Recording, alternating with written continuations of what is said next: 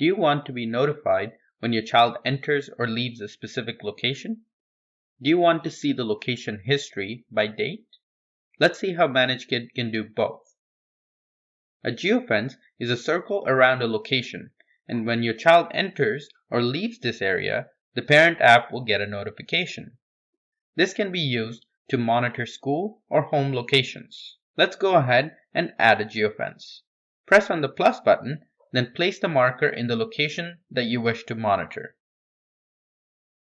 Once placed, press on the Done button in the top right-hand corner. Here you can enter details such as name, do you want a notification on entering or exiting or both, and the radius you want to monitor. Once you're happy with the details, press on Add button. This will add the geofence.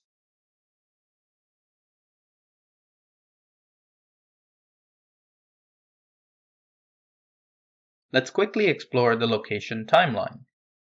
Here, you can see the location logs of your child's device. By pressing on a location, you can zoom into that place. If you want to see the data for another date, press on the calendar icon on the top to change the date.